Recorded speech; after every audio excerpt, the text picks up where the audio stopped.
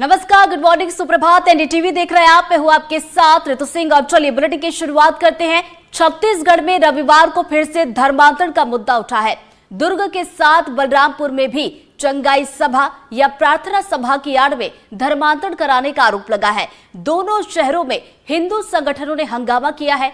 दुर्ग के न्यू मन्नन नगर में एक किराए के मकान में अवैध रूप से धर्मांतरण गतिविधियां चलाई जा रही थी।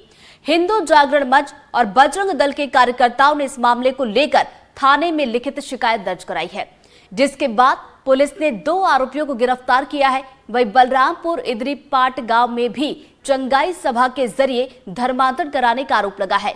सूचना मिलने के बाद पुलिस की टीम, एसडीएम सहित हिंदूवादी संगठन और स्थानीय ग्रामीण भी मौके पर पहुंचे। इसके बाद चंगाई सभा को बंद कराया गया।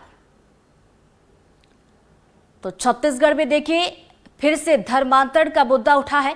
दुर्ग के साथ साथ बलरामपुर में भी चंगाई सभा या प्रार्थना सभा की आड़ में धर्मांतरण कराने का आरोप लगा है। दोनों शहरों में अगर देखा जाए तो हिंदू संगठनों ने हंगामा किया है। और दुर्ग के न्यू मन्नन नगर की बात की जाए तो यहां पर एक किराए के मकान में अवैध रूप से धर्मांतरण गतिविधियां चलाई जा रही थी।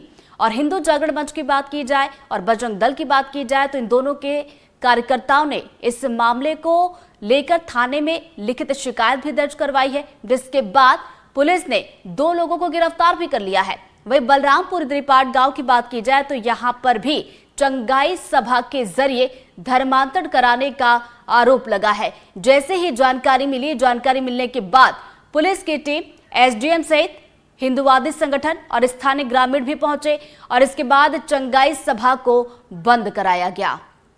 2 तस्वीरें आपके टीवी स्क्रीन पर है। कथित धर्मांतरण के मामले में कार्रवाई की गई, हिंदू संगठनों की तरफ से बवाल किया गया। दूसरी तस्वीर आपको दिखा रहे हैं, यहां पर भी धर्मांतरण के आरोप लगे।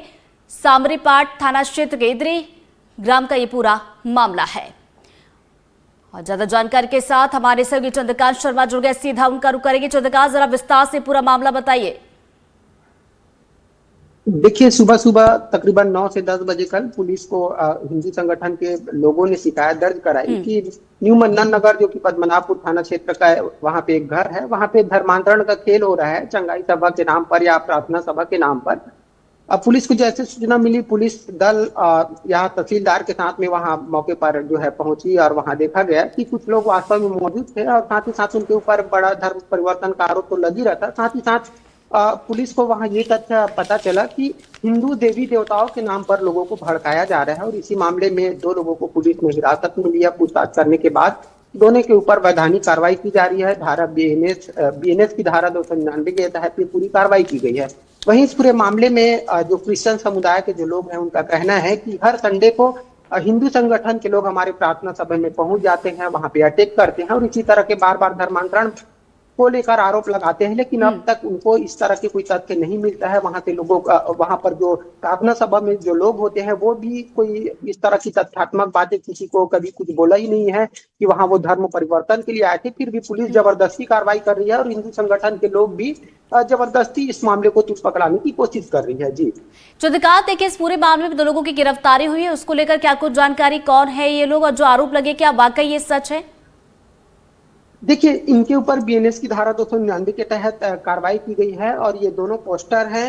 मनोहर तांडी और आकाश बसेरा नाम का ये व्यक्ति है। इन्हीं के ऊपर आरोप लगा था कि हिंदू देवी देवताओं के खिलाफ ये भड़काने की कोशिश कर रहे हैं, यानी कि कहीं ना कहीं हम देखें तो धार्मिक भावना को आहत करने की इनके द्वारा कोशिश की जा रही थी। इसी मामले में कार्रवाई हुई है और आज इस मामले में पता ये भी चल रहा है कि बजरंग दल और जो हिंदू संगठन के जो लोग हैं वो भी जेल के सामने पहुंचेंगे और क्योंकि जमानत होने की बात चल रही है तो जमानत ना हो इसको लेकर भी विरोध किया जाएगा। जी चंद्रकांत, आप बने रहिए हमारे साथ। बजरंग दल से शुभम नाग जी भी हमारे साथ जुड़ गए, उनका भी रुख कर लेते हैं। शुभम जी, आखिर किस तरह से आप लोगों को जानकारी मिलती है और इस पूरे मामले की बात की जाए तो क्या सूचना आपको मिली थी जिसके बाद आप लोग थाने पहुंचे और उसके बाद इस पूरे मामले में लेकर शिकायत करवाई गई है? शुभम जी, देखिए, तो सर्वप्रथम ये बताना चाहूंगा कि ये जो धर्मांतरण मतांतरण का खेल है, ये केवल छत्तीसगढ़ ही नहीं अपितु पूरे भारत में चल रहा है। और ये जो साजिश है ईसाई मिशनरियों की, ये काफी जोखिम साजिश है। और मैं इसको निसंदेह ये कहना चाहूंगा कि ये हिंदू समाज को बरगलाकर अपने उस शांति प्रिय सभा जिन्हें ढोंग रचते हैं, उस चंगाई सभा पर बुलाकर हिंदू समाज को उनका माइंड वॉश करके हिंदू जो आराध्य के हमारे प्रतीक हैं, भगवान हैं, उनके खिलाफ भड़का कर और इनको मतांतरित करना, धर्मांतरित करना, ये इनका ही काम है। हमें अपने कार्यकर्ताओं के माध्यम से, क्योंकि समाज का एक विश्वास हिंदू संगठन के प्रति, बजरंग दल के प्रति लगा हुआ है। समाज ने हमें सूचना करते हैं या हमारे कार्यकर्ताओं के द्वारा जब सूचना आती है तो वो जिस भी जगह हो, हम उस जगह पर पहुंचकर शासन प्रशासन को सूचना करते हैं और उसके पश्चात शासन प्रशासन के माध्यम से जो कार्रवाई होती है उस पर हम साथ रहते हैं।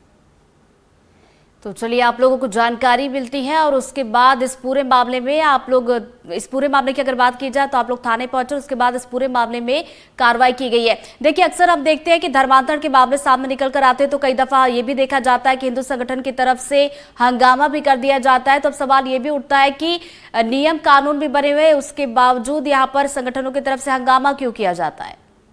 देखिए, जब हंगामा तभी किया जाता है जब प्रशासन द्वारा जिस प्रकार की समर्थन या सपोर्ट हमको मिलनी होती है, तब प्रशासन अगर वहां पर हमारी समर्थन नहीं करती है, तब संगठनात्मक द्वारा आंदोलन या प्रतिदात्मक हंगामा किया जाता है। ऐसा नहीं कि अगर वहां पर प्रशासन हमारा साथ दे रहा है और हम हंगामा करें।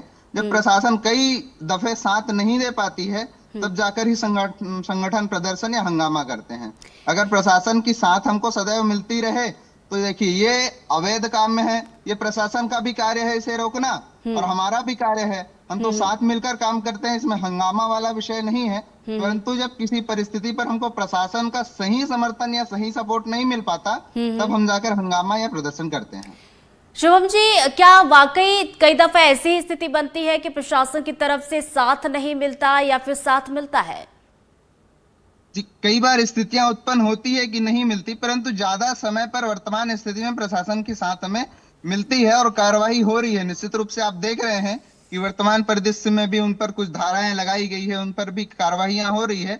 अभी वर्तमान जो प्रशासन है उनके द्वारा 90% अपने को समर्थन या सपोर्ट, और जो अवैध मतांतरण धर्मांतरण करने वाले हैं उन पर कार्रवाई की जा रही है। तो चलिए, कार्रवाई की जा रही है। बहुत बहुत शुक्रिया शुभम जी आपका जानकारी के लिए। हमारे सहयोगी चंद्रकांत हमारे साथ लगातार बने हुए। चंद्रकांत, देखिए, ये पहली दफा नहीं है, इसके पहले भी हमने देखा है कि लगातार इस तरीके से धर्मांतरण के मामले सामने आते रहते हैं और कई बार हंगामा भी होता है। हालांकि इस पूरे मामले की बात की जाए, जैसा कि आपने बताया कि कार्रवाई की जा रही है, कार्रवाई आखिर कहां तक पहुंची है चंद्रकांत?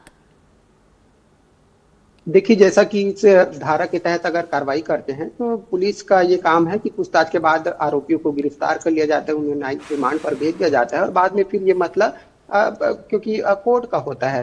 तो हालांकि इस मामले में लगातार इस तरह की कार्रवाई हो रही है, लेकिन जिस तरह के आरोप लगते हैं धर्मांतरण का, तो धर्मांतरण मामले में अब तक ऐसी कोई ठोस कार्रवाई नहीं हुई है जो आरोप लगाए जा रहे हैं। तो अब इस मामले में भी कार्रवाई हुई है, आरोपियों को जेल भेज दिया गया है और सूत्रों के हवाले से पता ये भी चल रहा है कि आरोपियों का जो है वो बेल होने की बात अभी हो रही है। इसको लेकर बजरंग दल के और जो हिंदू संगठन के कार्यकर्ता है वो आज इस पर प्रदर्शन करेंगे कि उनका जो है वो बेल नहीं होना चाहिए। अब आगे देखना होगा कि क्या उनको कब तक बेल मिल पाता है, आगे की क्या कार्रवाई होती है पुलिस जांच में और क्या क्या तथ्य सामने आते हैं, उसके आधार पर भी इसमें आगे की कार्रवाई संभवतः देखने को मिलेगा।